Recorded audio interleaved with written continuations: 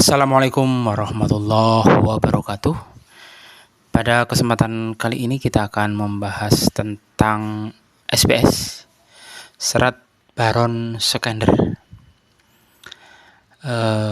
Karya ini, tulisan ini atau tafsir SPS ini ditulis oleh seorang sejarawan, guru besar sejarah Universitas Gadjah Mada, yang ditulis atau yang dimuat pada tahun 1984 di jurnal Prisma nomor 11. Tulisan ini jarang diketahui oleh banyak orang ya, kecuali yang concern kepada sejarah SPS. Langsung saja kita bacakan potongan atau kisah dari SPS ini di dalam jurnal Prisma nomor 11 tahun 1984.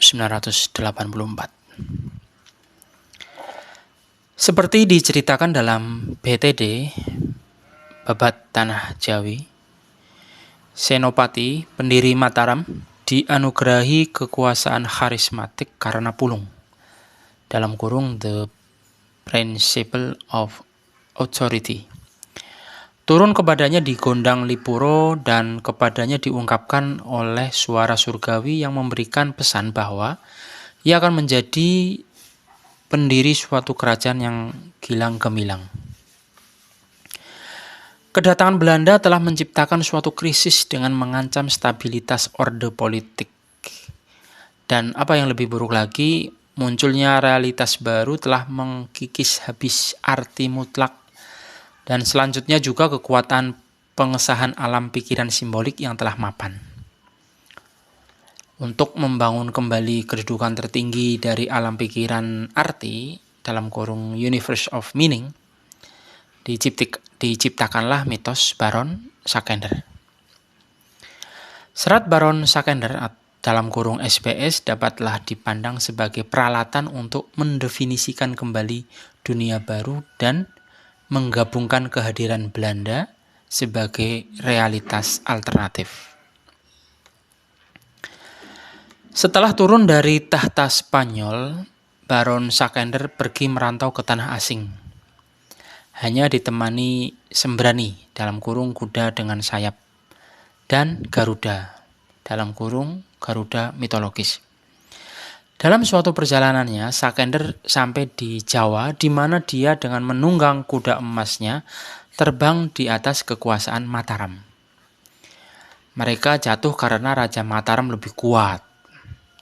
Di sana, Skender menyerahkan diri dan menawarkan pengabdiannya kepada Sultan. Dalam usaha mencari Skender, saudara laki-lakinya Skender yang bernama Sukmul mendarat di Jawa, di mana dia membina suatu persekongkolan dengan Pangeran Jayakarta. Kemudian si Sukmul ini, kawin dengan seorang putri mahkota Pajajaran bernama Tanuraga. Jadi Sukmul ini saudaranya Baron Skender menikah dengan Tanuraga. Siapa Tanuraga ini? Anak wanita dari Putri Sekar Mendapa. Jadi Tanuraga ini binti Sekar Mendapa. Sekar Mendapa melarikan diri ke Gunung Gede ketika Pajajaran ditaklukkan orang Islam. Di Gunung Gede ada seorang pertapa. Seorang pertapa bernama Sukarsa jatuh cinta kepada Sekar Mendapa dan mengeluarkan spermanya. Dan spermanya berubah menjadi arit. Setelah menggunakan arit itu, Sekar Mendapa hamil dan melahirkan seorang bayi perempuan bernama Tanuraga. Setelah berturut-turut mengawini Pangeran Jayakarta, Sultan Cirebon, dan Sultan Mataram, dia mengasingkan diri. Siapa yang mengasingkan diri ini? Tadi kita lihat lagi. Yang mengasingkan diri sepertinya di sini adalah Tanuraga. Setelah berturut-turut mengawini Pangeran Jayakarta, Sultan Cirebon, dan Sultan Mataram, dia mengasingkan diri. Kemudian dia, Tanuraga ini tentunya ya, mengawini Sukmul dan melahirkan seorang anak laki-laki bernama Murjangkung. Ketika sudah dewasa, tentunya yang dewasa di sini adalah Murjangkung ini. Ketika Murjangkung sudah dewasa, ia bersekongkol dengan Pangeran Jayakarta. Dia berhasil meluaskan daerah kekuasaannya dan mengenyahkan pangeran ke pedalaman. Jadi Murjangkung ini berhasil meluaskan daerah kekuasaannya dengan bersama Jayakarta. Jadi Jayakarta ini diperalat oleh Murjangkung. Tapi setelah Murjangkung ini menguasai banyak daerah, sang Pangeran Jayakarta ini dienyahkan ke pedalaman. Ini tafsiran atau terjemahan dari dosen kita atau sejarawan kita Sartono Kartodirjo tentang serat SPS. Tentu serat SPS atau serat Baron Sakander ini tidak dalam bahasa Belanda atau tidak dalam bahasa Latin atau dalam bahasa Melayu, tapi tentu dalam bahasa Jawa. Bahkan mungkin ditulis dalam syair-syair dengan bahasa yang tinggi. Kemudian Pak dosen ahli sejarah ini kemudian menuliskan atau menafsirkan berikut ini. Mitos Baron Sakander bisa dicirikan sebagai suatu pengesahan kehadiran penguasa asing. Saya ulangi lagi, mitos Baron Sakander bisa dicirikan sebagai suatu pengesahan kehadiran penguasa asing. Mitos ini telah menawarkan suatu penafsiran situasi baru, di mana nilai-nilai dan orang asing bisa ditempatkan di dalam dunia mental mereka. Dengan penciptaan mitos Baron Sakander, kegoncangan dan ketidakseimbangan bisa diatasi, dan seluruh dunia kosmis magis pulih kembali. Prinsip harmoni dipulihkan kembali dengan menegakkan koeksistensi damai dan hubungan baik antara orang Belanda dan Jawa. Ini tulisan dari sejarawan Sartono Kartodirjo yang dimuat kembali di jurnal Prisma tahun 1984 nomor 11, dan tulisan ini pada dasarnya dari mana? Karena di sini ada footnote-nya. Untuk suatu penjelasan yang lebih terinci mengenai mitos Baron Sakander, lihat Sartono Kartodirjo, The Baron Sakander Story, Mythical Aspect of Javanese Historiography. Makalah tidak diterbitkan, disampaikan pada The Dutch Indonesian Historian Conference, Ujung Pandang, Juni 1978. Jadi bisa dipastikan tulisan ini banyak yang tidak tahu. Sebab apa? Tulisan di Prisma ini itu hanya diambil sedikit saja. Hanya diambil beberapa, pembahasannya hanya beberapa alinea. Tapi tulisan di Prisma ini tahun 1984 paling tidak bisa mewakili penelitian tentang dosen kita Sartono Kartodirjo tentang Baron Sakander, yang makalahnya yang pernah disampaikan di Ujung Pandang pada bulan Juni 1978 ini, makalahnya tidak pernah diterbitkan atau mungkin diterbitkan di Belanda. Maka oleh karena itu, bagi para penikmat sejarah yang ingin mengetahui lebih lanjut tentang bagaimana sih tafsiran Sartono Kartodirjo tentang SPS ini, Serat Baron Sakander, bisa mencari artikel mungkin ini di di Belanda ya, yang berjudul The Baron Secondary Story, Mythical Aspect of Japanese Historiography. Oke, itu tentang tulisan bapak kita, dosen kita, Asli Wonogiri. Halo Wonogiri, berbahagia punya tokoh sejarawan, juga seorang dosen guru besar sejarah UGM, mungkin juga pernah nyambi di UI juga ya, atau mungkin pernah menjadi dosen tamu di berbagai negara.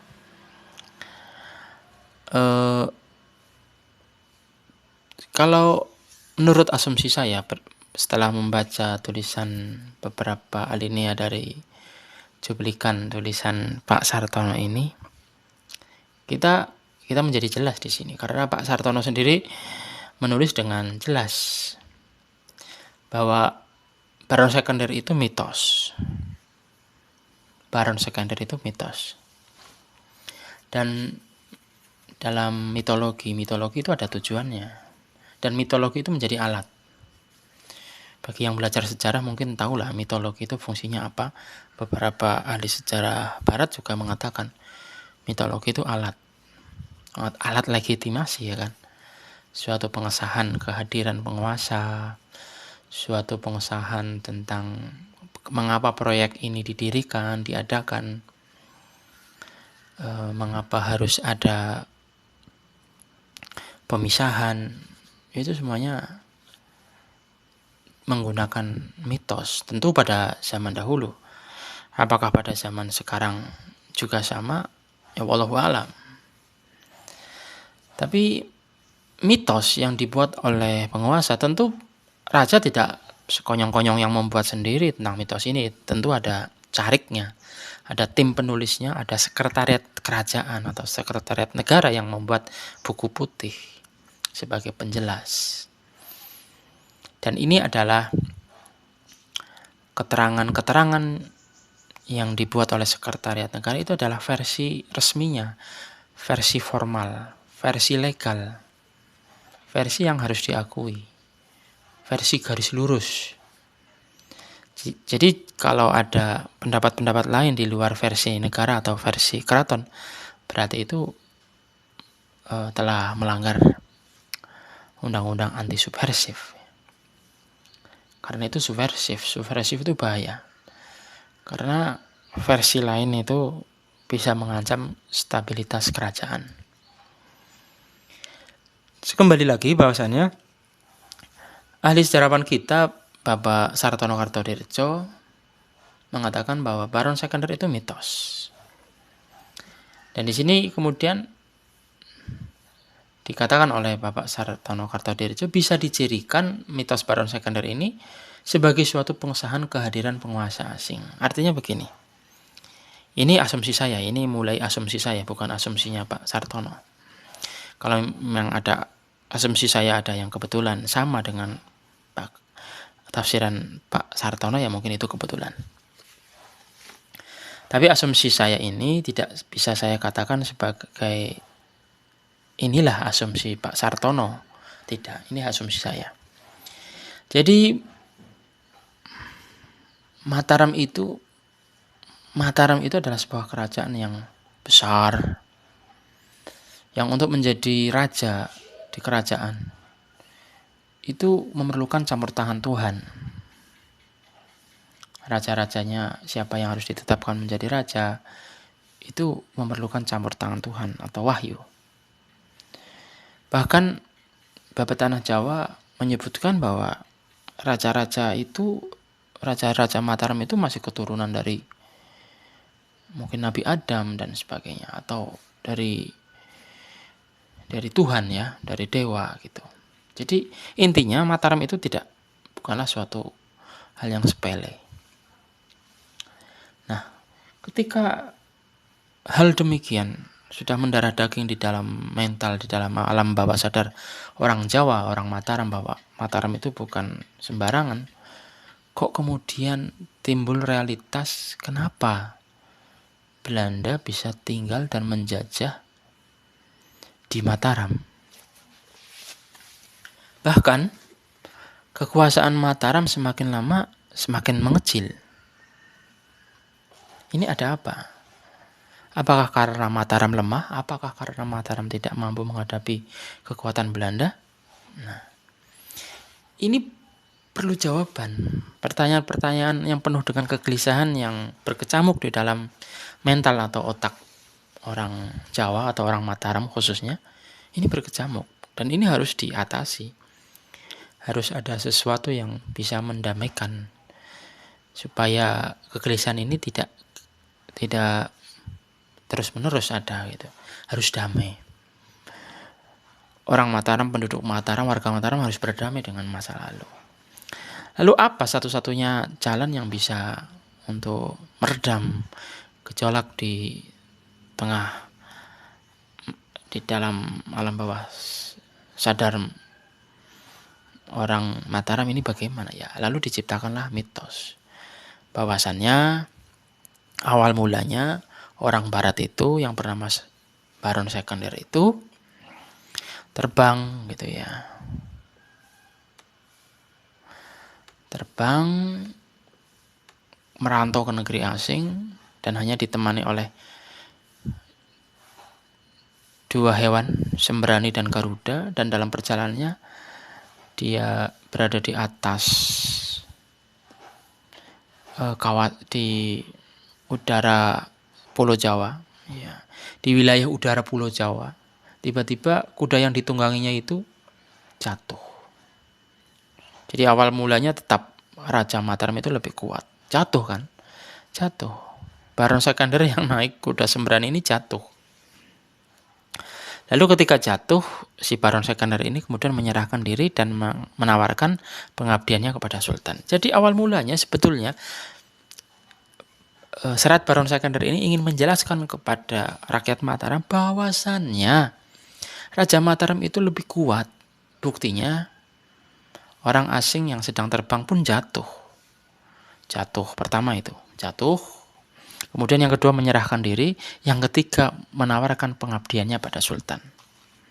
Ini membuktikan bahwa Raja Mataram lebih kuat. Mataram lebih kuat. Percayalah wahai wargaku bahwa Mataram lebih kuat. Buktinya Baron Sekander saja yang terbang di atas dengan kuda Sembraninya saja jatuh. Dan tidak hanya sekedar jatuh, dia menyerahkan diri. Dan tidak hanya menyerahkan diri, tapi dia menawarkan pengabdiannya kepada Sultan. Artinya sampai di sini Baron Sekander itu tunduk kepada Sultan. Nah, kenapa kok sampai Belanda itu atau orang Barat itu sampai ke Indonesia, sampai ke Mataram itu? Kenapa?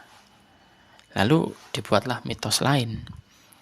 Bahwa dalam usaha mencari Sekander yang jatuh dan mengabdi kepada Sultan tidak pulang-pulang ke Spanyol ya. Saudaranya Sekander yang bernama Sukmul itu mendarat di Jawa, tapi tidak di Mataram, di Jakarta. Nah, Sukmul ini mengadakan persekongkolan dengan Pangeran Jayakarta, penguasa Jakarta saat itu. Oke. Kemudian si Sukmul ini kawinlah dengan Tanuraga. Oke, nah kemudian di dalam cerita selanjutnya Sukmul ini yang sudah mengawini Tanuraga itu melahirkan seorang anak laki bernama Murjangkung. Nah, Murjangkung ini yang kemudian bersekongkol dengan Pangeran Jayakarta dan dia berhasil meluaskan daerah kekuasaannya dan mengenyahkan pangeran ke pedalaman. Jadi Mataram itu dihadiri atau kedatangan orang Belanda itu tidak sekonyong-konyong begitu saja. Bukannya tanpa proses yang panjang, melalui proses yang panjang. Dan proses kehadiran Belanda ini bukan karena semata-mata kelemahan dari Mataram, tetapi karena munculnya banyak persekongkolan atau pengkhianatan orang-orang Jawa sendiri atau orang-orang di sekitar Mataram. Jadi intinya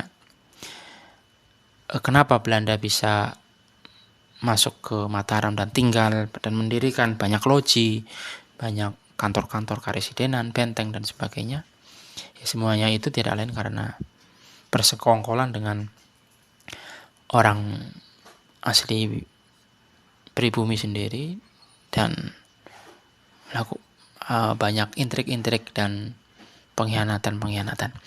Jika alasannya demikian, bahwasannya kehadiran Belanda itu karena memang banyaknya persekongkolan dan pengkhianatan, maka sepertinya orang Jawa atau warga Mataram akan lebih mudah menerima kehadiran Belanda. Karena memang sejarahnya seperti itu. Yang namanya perebutan kekuasaan mulai dari zaman Ken Arok lah, dari Majapahit, kemudian Demak, Pajang, kemudian Mataram Islam yang akhirnya terpecah menjadi dua, Solo dan Jogja. Kemudian Solo juga terpecah menjadi dua dan Jogja menjadi dua. Semua itu tidak lain adalah ya karena persekongkolan yang sana sini ya. Wallahu a'lam. Ya, mudah-mudahan ini bermanfaat bagi kita semua. Intinya ini adalah salah satu tafsir dari Kartono, dosen sejarah kita, Sartono Kartodirjo, tentang SPS Serat Baron Sakander. Assalamualaikum warahmatullahi wabarakatuh.